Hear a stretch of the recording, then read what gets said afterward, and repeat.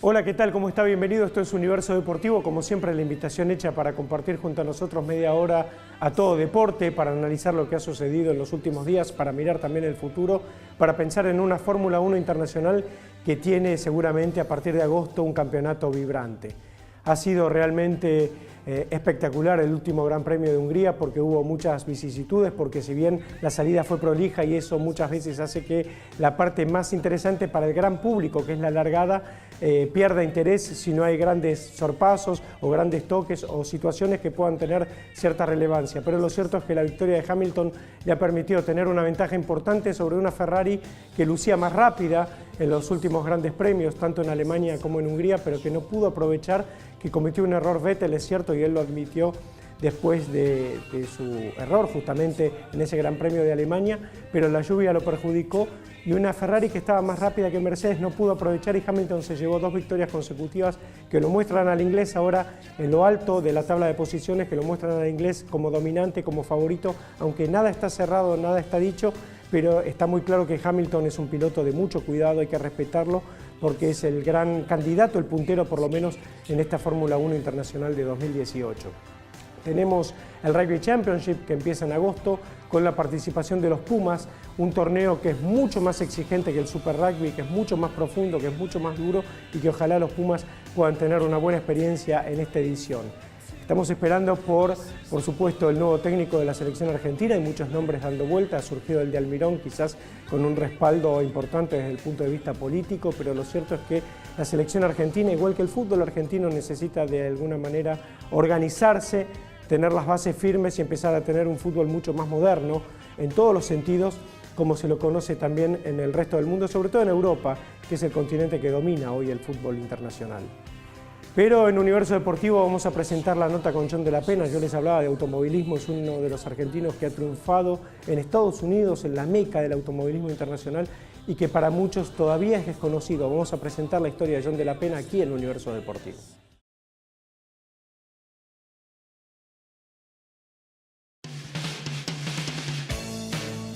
Las siguientes empresas auspician este programa.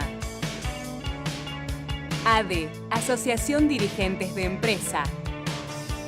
Fundación de Altos Estudios en Ciencias Comerciales. UCES, la excelencia, un compromiso. Produces, Centro de Producción Integral Multimedia, Radio y Televisión. Para sus cursos de extensión universitaria, informes e inscripción al teléfono 4815-3290, interno 554 o 556.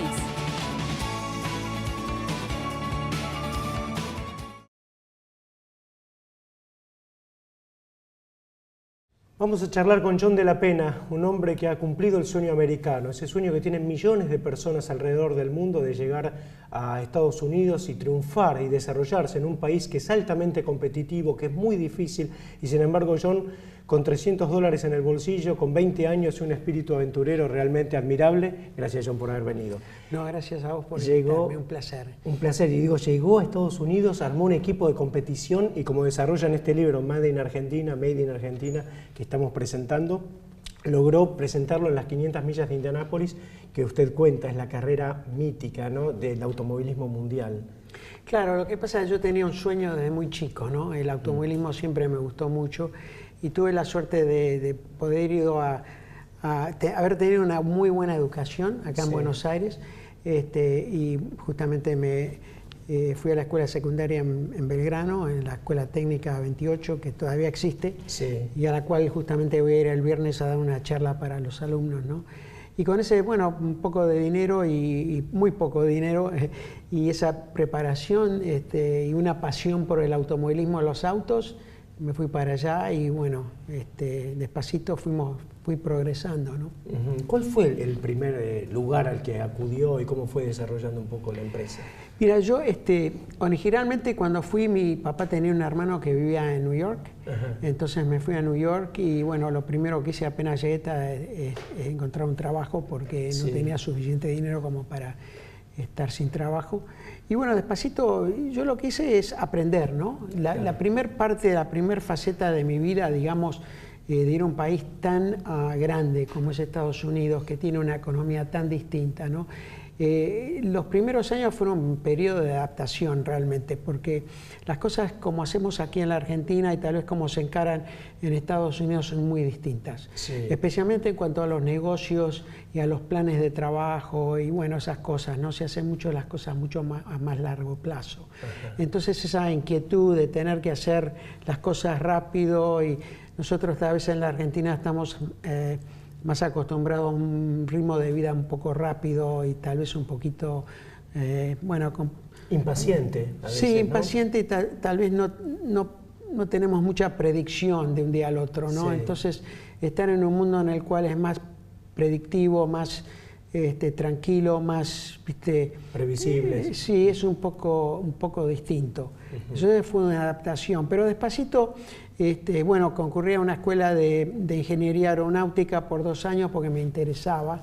Justamente estábamos hablando un poco de adquirir los conocimientos que son puntuales para una persona que a mí me interesaba mucho la aviación, me interesaba mucho el automovilismo, los autos. Entonces fui a una escuela por 2 años, después me gradué y despacito empecé a trabajar para algunos equipos y despacito empecé, yo corría también como piloto. Por 10 años y después despacito decidí meterme en el negocio del automovilismo, no como piloto, pero tal vez más como dueño de equipo, ¿no? Sí. Y bueno, con mucho sacrificio y tuve mucha suerte en realidad porque conocí gente, no sé si les caí bien o es que que compartían mi sueño, pero me ayudaron. He tenido sponsors muy importantes durante mis años en el automovilismo como Toyota, Budweiser, compañías muy grandes que me acompañaron por muchos años. Eso por supuesto ayuda, ¿no? Pero en realidad es todo un cambio de actitud, digamos, de aprender y después despacito aplicar ese aprendizaje para poder moverse para adelante. Usted en el libro cuenta una anécdota que creo que es lo que mejor describe el éxito de su trabajo y de su inserción en los Estados Unidos, que tiene que ver con cumplir los sueños. Cuando fue a dar una charla a un colegio y un chico le preguntó quién gana más, si el piloto o el dueño de la escudería. Y en el fondo usted dice, uno tiene que ir detrás del sueño y no poner el foco en el dinero, después vendrá solo. Las grandes estrellas del deporte compiten porque son competitivos, porque son ganadores, porque les gusta lo que hacen y no se fijan tanto. Después viene como una consecuencia, ¿no? El dinero que no pueda ganar. Eso es exactamente la filosofía que yo he aprendido durante tantos años, ¿no? Y yo creo que es importante entenderlo. A mí me costó un tiempo entenderlo, ¿no? Que no hay que enfocarse tanto en el resultado. Por supuesto que tenemos metas que queremos cumplir, pero el resultado es nada más que una consecuencia, como bien lo decís, y no el proceso. Claro. El proceso es lo importante. Yo creo que una de las cosas que tal vez como argentinos tenemos que aprender un poco más es que ser menos exigistas y concentrarnos un poco más en el proceso. Claro. Y yo siempre digo que el exigismo argentino tal vez es el enemigo del proceso en ese sentido, porque uno agarra y dice, por ejemplo, cuando yo tuve a Norberto Fontana, ¿no? Que tuve la suerte que venga, siempre tuve el sueño de tener un piloto argentino, un buen piloto argentino. En ese momento Norberto era el mejor. Claro. Entonces, cuando no tuvimos los resultados inmediatos, se nos cayó mucho la expectativa y el respaldo que teníamos de la Argentina. Entonces, esto es una lección, ¿no? Porque hay que darle tiempo a que el proceso pueda ponerse en marcha y pueda terminar en un resultado. Exacto. Y no al revés. Sí, esperar el resultado inmediato. Exactamente, hay que tener paciencia. El proceso dicta que tal vez empezamos rumbo a un resultado, pero no necesariamente con el camino indicado. Entonces hay que ajustar ese camino a medida que vamos avanzando. Entonces si uno se preocupa mucho por el resultado, se olvida que el proceso no es necesariamente, no garantiza que cada paso sea un éxito. Claro. Vas a tener pasos en falso. Exacto, como retroceso, los Exacto, pasos atrás. Exacto, entonces puedes tener 2 o 3 pasos buenos, en una vez a uno malo, tenés que retroceder, ajustar la visión, ajustar tal vez el approach, como decimos en Estados Unidos, y bueno, y darle para adelante, y despacito. Yo creo que si nos concentramos en los pasos lógicos que tenemos delante nuestro, durante un proceso a cualquier meta vamos a llegar. Que es exactamente lo que hace un futbolista, lo que hace cualquier persona. Vos ponés, para darte un ejemplo, un Del Potro, por ejemplo, que ha llegado a un nivel mundial muy importante, ha tenido resultados importantes. Pero hay un proceso detrás de eso, que nosotros no necesariamente los conocemos, pero él sí. Años de preparación, de sacrificio, ¿no? Y eso aplica en todas partes. Yo creo que aplica no solamente en el deporte, sino en cualquier cosa que uno hace. Sí, estoy de acuerdo. En cualquier trabajo uno cuando va desarrollando su carrera en el mundo académico va a tener algún paso en falso, va a tener algún camino que dijo no, por acá no es, hay que retroceder y seguir por otro lado, que al final así se construye, ¿no? Una carrera de cualquier tipo. Y yo pensaba en el automovilismo, que es un poco lo que nos ocupa o que por lo menos nos une en esta charla. Usted siempre dijo, o por lo menos en el libro cita su admiración por Fangio, que en definitiva era un gran trabajador, más allá del éxito. Un chico que a los 8 años aprendió a manejar, que tenía una pasión volcada.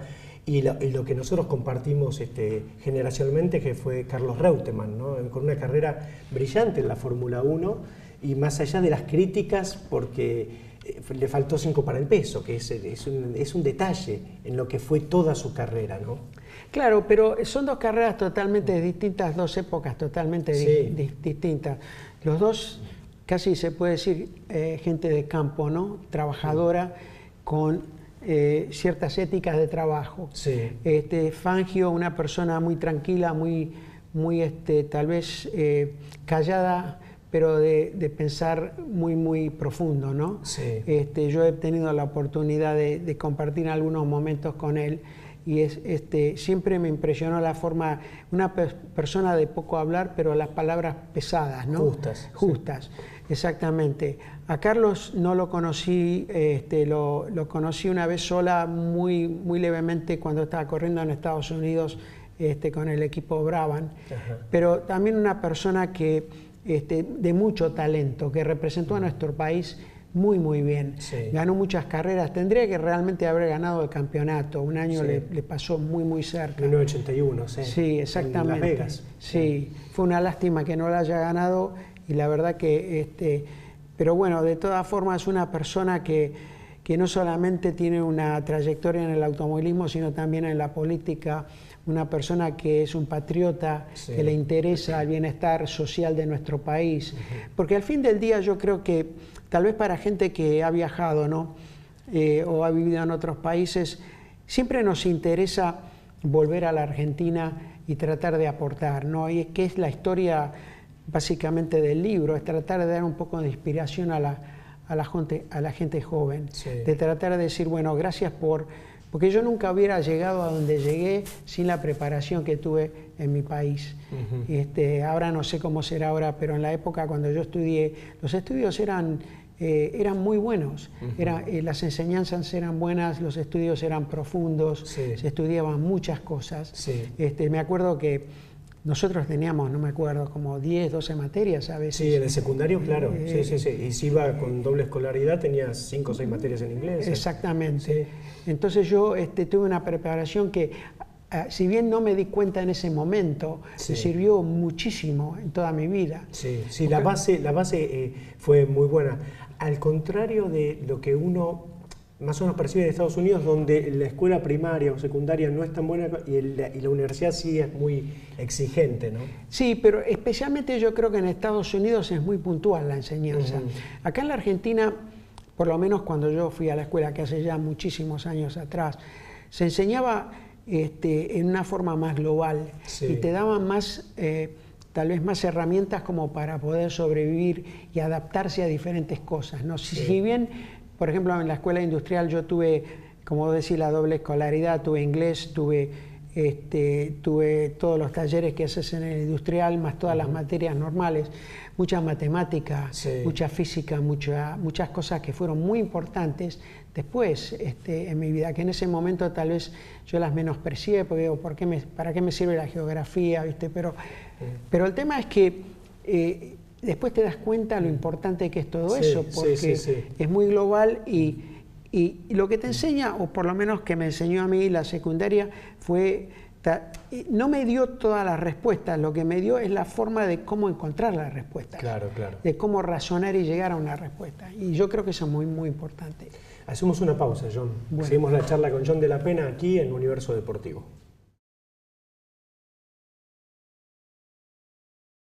Diplomatura en Gestión Deportiva. uces.edu.ar/posgrado. Centro de Informes. Paraguay 1338, primer piso, Ciudad de Buenos Aires. Teléfono 4814-9200. posgrados@uces.edu.ar. Ediciones WH. Obras y novelas contemporáneas. Edición y comercialización integral. Consultas a nardoseditorial@gmail.com.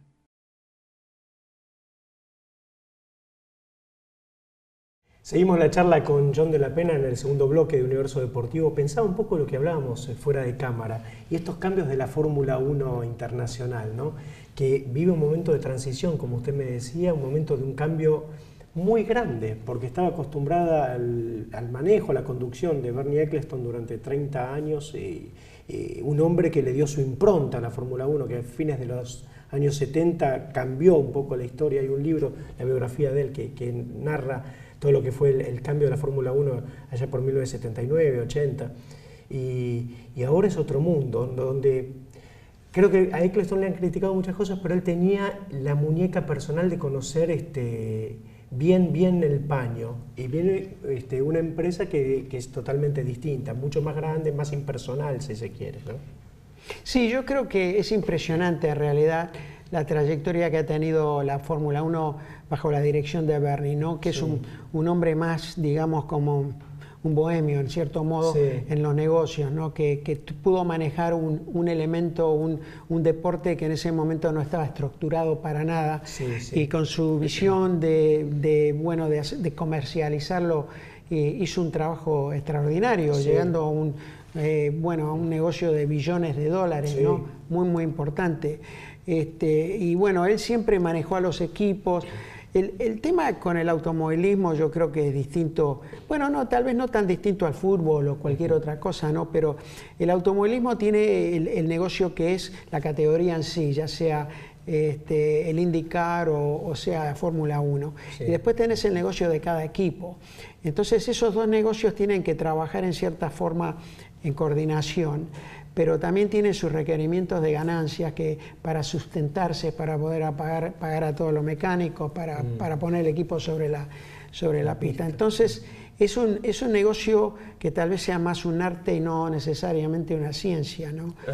Entonces manejar el dinero que entra por la categoría y filtrárselo a los equipos de cierta forma para que se puedan mantener y después darle una plataforma de promoción importante para la que después los equipos puedan vender espacios sobre los autos a sponsors importantes. Esa es básicamente la forma en que trabaja. Ahora con Liberty Media, que es una compañía muy, muy grande, es una institución, como decimos en Estados Unidos, pública, en el sentido que se cotiza en la bolsa. Ellos tienen una inversión muy grande, en la cual van a tener que marcar una rentabilidad para los inversores, ¿no? Para los accionistas. Entonces yo creo que ahora eso va a determinar que tienen que tomar ciertas acciones en cuanto a cómo se distribuye ese dinero global que entra en la categoría, que es un dinero muy importante, porque ellos ganan dinero de dos formas básicamente grandes, tres formas. Una es los contratos televisivos, que son importantes durante toda la temporada y en todo el mundo. Después están los fees que ellos que ellos cobran por llevar una carrera a un país, que también son muy importantes. Y después están los sponsors de categoría, por ejemplo, VS, que es el sponsor bancario de la Fórmula 1, y hay otros, ¿no? Sí, sí, sí. Y después están los sponsors a nivel equipo, que cada equipo tiene suyo, ¿no? Suyo, sí.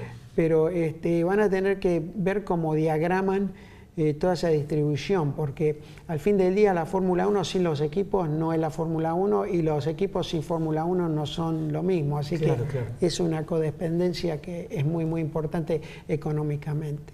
El tema, John, es cómo mantener también el atractivo sobre el público. El que va en la carrera va al autódromo y está fijo, pero en la televisión, ¿no? Lo hablamos también un poquito al principio y fuera de cámara, que uno trata de, en muchos deportes se hacen cambios y se piensan hasta medidas reglamentarias para que el público siga entretenido.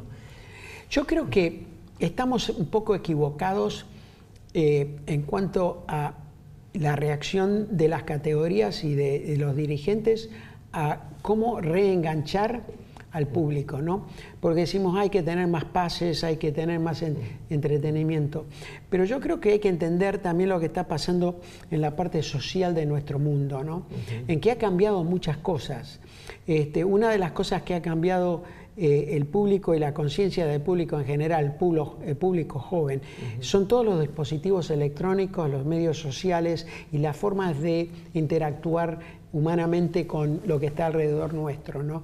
Y eso muchas veces no lo pensamos, nosotros pensamos, o los dirigentes muchas veces piensan, bueno, no, es cuestión de tener, carreras más emocionantes, pero lo que tal vez no se han dado cuenta es que la atención, el periodo de atención de un joven es mucho más chico hoy de lo que era cuando estábamos nosotros mirando un Fórmula 1. Sí, sí, sí. Vos te sentabas frente a la televisión por 2-3 horas para mirar una carrera, no tenías la habilidad de hacer el fast forward como haces hoy, o grabarla y la miro más tarde. Yo, por ejemplo, hoy en día no miro una carrera live. Yo las grabo y cuando voy a casa miro en una de esas una carrera de 2 horas y media, miraré 20 minutos. ¿Entendés? Entonces, ¿qué highlights, pasa? Exactamente. Entonces yo creo que estamos en un periodo de inflexión donde tal vez el público esté cambiando bastante drásticamente. Yo este fin de semana fui a una carrera de 13-2000 en Rosario, y yo veo que hay gente que son los core, ¿no? los básicos fanáticos del automovilismo, pero esa gente ya es grande. Entonces, ¿cómo enganchamos, cómo activamos a esa juventud para que esté envuelta en el automovilismo? Y yo creo que eso va a requerir un approach, una forma de pensar distinta a lo que hemos hecho hasta el momento. Vamos a tener que ir a donde los jóvenes están, no tratar de traerlos a donde estamos nosotros, porque en una de esas a ellos no les interesa eso, ¿no? Entonces vamos a tener que ir a donde, a lo digital. Ahora, eso es un término muy general. ¿Qué es lo digital y cómo lo desciframos y cómo hacemos para que enganchemos a esa gente de una forma que tenga una permanencia para que les sirva a la parte de sponsorización y patrocinación de los sponsors para que ellos puedan justificar su involucración en el deporte? Porque al fin del día es todo un negocio que tiene que redondear para todo el mundo. Sí, es un deporte, pero para que ese deporte se ponga en la pista tiene que tener sus auspiciadores, ¿no? No, seguro, seguro. Es muy interesante lo que plantea porque es una muy buena idea y uno tiene que empezar a trabajar sobre esa idea, a pensarla y desarrollar esto de vamos a llevar el automovilismo hacia los jóvenes, que lo vean. Entonces habrá que llevarlo a las aplicaciones, a los teléfonos, a los celulares, que entre por ahí el gusto por una carrera, quizás carreras más cortas o con otro tipo de condimentos como para que sea más atractivo. Yo veo que los chicos jóvenes en general miran, mis hijos por ejemplo, adolescentes, aún el fútbol o cualquier deporte, miran los highlights en el teléfono, los goles, las cosas, y siempre un poquito después de que sucedió, como le pasa a usted. Precisamente eso es lo que te quería decir, ¿no? Que tocas en un punto muy, muy importante. Es cómo hacemos un híbrido en cuanto cómo en la forma en que entregamos el deporte al público.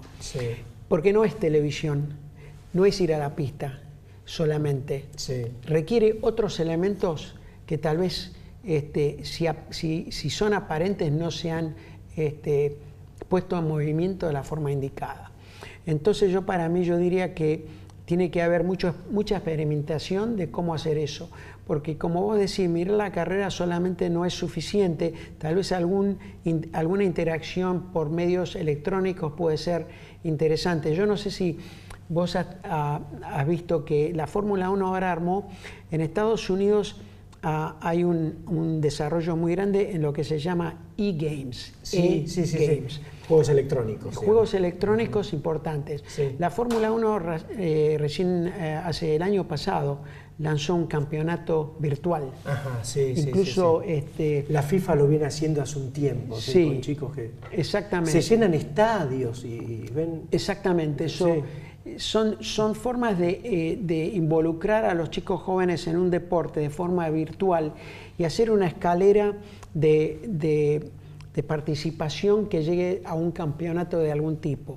Y esos tipos de campeonatos muchas veces se ponen en un estadio o en un lugar cerrado con muchas pantallas de televisión donde los mejores jugadores de juegos electrónicos puedan competir. Sí. Tal vez esa sea una forma paralela y complementaria al deporte físico que hacemos en las pistas.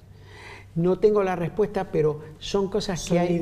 Son ideas que hay que desarrollarlas y tal vez ponerlas en movimiento y ver si funcionan. Gracias, John. Fue un placer. El placer fue mío. Muchas gracias por invitarme. John de la Pena, un argentino que ha triunfado en el mundo, aquí en Universo Deportivo, que sigue de esta forma.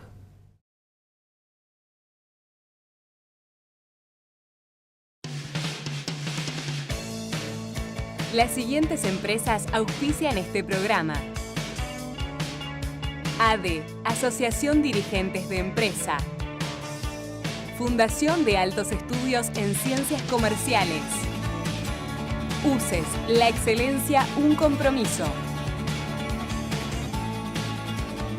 Produces, Centro de Producción Integral Multimedia, Radio y Televisión.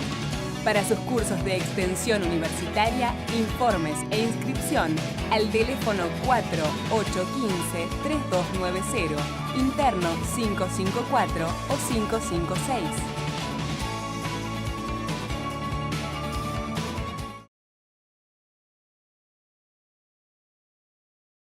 Muy bien, así llegamos al final de Universo Deportivo. Recuerde que en la próxima edición empezamos ya con otra manera, con otro formato que seguramente va a ser mucho más moderno, mucho más sustentable y por supuesto también con la participación de todos los temas que siempre están en Universo Deportivo, uno de ellos vinculado al deporte amateur.